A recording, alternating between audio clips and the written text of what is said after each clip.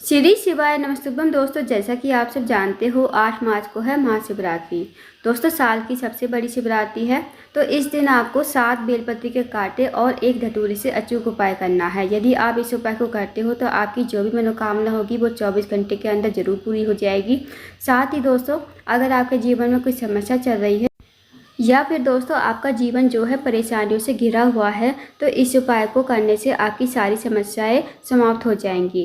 पूज्य गुरु जी कथा को सुनकर उपाय को अच्छे से समझाने का प्रयास करेंगे। तो आइए दोस्तों, जानते हैं उपाय कैसे करना है। पहला जो उपाय है दोस्तों वह है, अगर आपके जीवन में बहुत ज़्यादा दुख है, कष्ट है, तकलीफ है, या फिर आपके जीवन में परेशानियां आती ही रहती हैं, आपके जीवन में मुसीबतें आती ही रहती हैं, तो इस उपाय को अवश्य कीजिएगा महाशिवरात्रि के दिन। आपको क्या करना है, आपको सबसे पहले एक लोटा जल लेना है। साथ ही आपको लेने हैं 7 बेलपत्र के कांटे और एक धतूरा आपको लेना है। अब आप इस उपाय को जो है प्रदोष काल में यानी शाम के समय कीजिएगा। अब आपको चले जाना है शिव जी के मंदिर में। शिव जी के मंदिर में जाकर सबसे पहले आपको एक लोटा शिवलिंग के ऊपर श्री शिवाय नमस्तुभ्यम कहते हुए धीरे धीरे समर्पित कर देना है। अब जो आपके पास एक धतूरा है वो आपको शिवलिंग के ऊपर ही श्री शिवाय नमस्तुभ्यम कहते हुए समर्पित कर देना है। अब जो धतूरे की डंडी का मुख होगा वो जलाधारी की तरफ होना चाहिए, जहाँ से जल नीचे बहकर गिरता है, और पत्ती का जो आगे का भाग होगा वो आपको अपनी तरफ रखना है। और जो आपके पास 7 बेलपत्र के कांटे हैं वो आपको एक एक करके श्री शिवाय नमस्तुभ्यम कहते हुए शिवलिंग के ऊपर समर्पित करने हैं। उसके बाद आपको महादेव से प्रार्थना करनी है कि हमारे जीवन में जो भी अड़चनें आ रही हैं, जो भी मुसीबतें आ रही हैं, जो भी परेशानियां आ रही हैं हमारे जीवन में, उन्हें दूर करें। फिर आपको भगवान को प्रणाम करके विनती करके आपको अपने घर पर आ जाना है।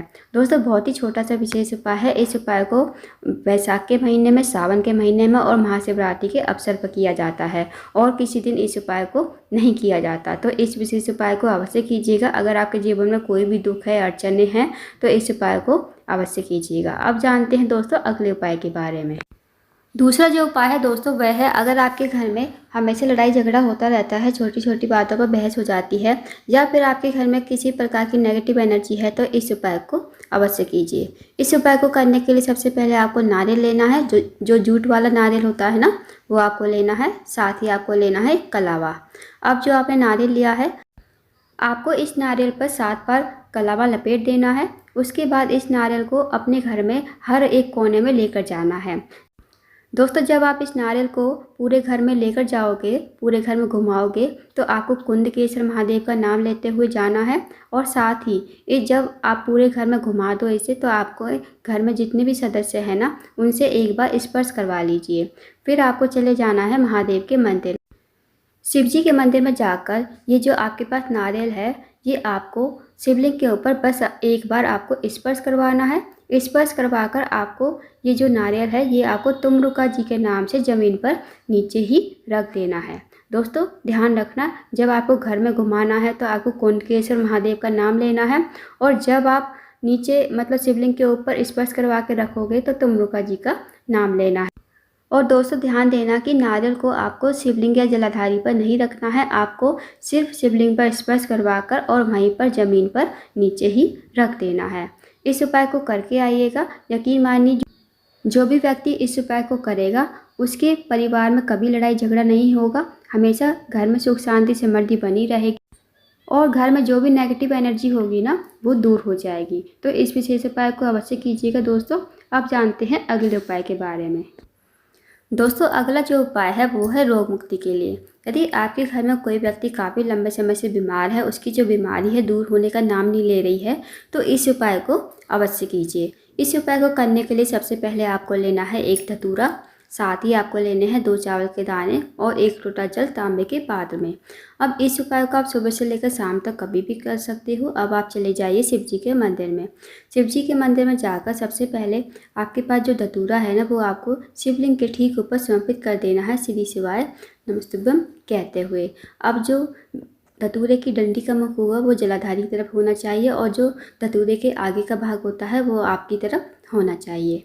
अब साथ ही जो आपके पास 2 चावल के दाने हैं, वो चावल के दाने आप अपने हाथ की हथेली पर रखोगे।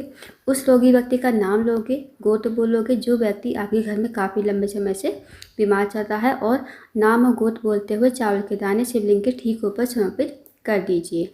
अब जो आपके पास 1 लोटा जल है वो भी आपको श्री शिवाय नमस्तुभ्यम कहते हुए शिवलिंग के ऊपर समर्पित कर देना है। अब आपको महादेव से प्रार्थना करनी है, मेरे घर में जो भी व्यक्ति रोगी है उसके लिए प्रार्थना करनी है कि इसकी जो बीमारी है दूर हो जाए, धीरे धीरे उसका जो रोग है समाप्त हो जाए। इस उपाय को महाशिवरात्रि के दिन करने से उसकी जो भी बीमारी है वो ठीक हो जाएगी। तो दोस्तों इस विशेष उपाय को अवश्य कीजिएगा। अब जानते हैं अगले उपाय के बारे में। दोस्तों अगला जो उपाय है वो है विशेष मनोकामना पूर्ति के लिए। यदि आपकी कोई विशेष मनोकामना है काफ़ी दिनों से पूर्ण नहीं हो रही है तो इस उपाय को अवश्य कीजिएगा। अब आपकी चाहे मनोकामना धन को लेकर हो, व्यापार को लेकर हो, नौकरी को लेकर हो, या फिर आपके जीवन में कोई बड़ी से बड़ी समस्या चल रही है तो इस उपाय को अवश्य कीजिए। इस उपाय को करने के लिए सबसे पहले आपको लेनी है 2 बेलपत्र। अब जो आप 2 बेलपत्र लोगे कहीं से कटी फटी खंडित नहीं होनी चाहिए। साथ ही आपको लेना है 1 लोटा जल तांबे के पात्र में।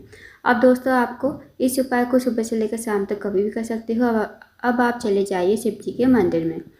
शिव जी के मंदिर में जाकर जो आपके पास 2 बेलपत्र है ना दोस्तों, दोनों बेलपत्र ना एक जगह ही चढ़ानी है। सबसे पहली जो बेलपत्र है वो आपको चढ़ानी है जलाधारी के एंड, जो जलाधारी का एंड होता है जहाँ से पानी नीचे बहकर गिरता है, तो वहाँ पर आपको पहली बेलपत्र समर्पित करनी है। अब आप बेलपत्र कैसे चढ़ाओगे? जो बेलपत्र की डंडी का मुख होगा ना वो जलाधारी के नीचे लटका हुआ होना चाहिए और पत्ती का मुख होगा वो शिवलिंग की तरफ होना चाहिए।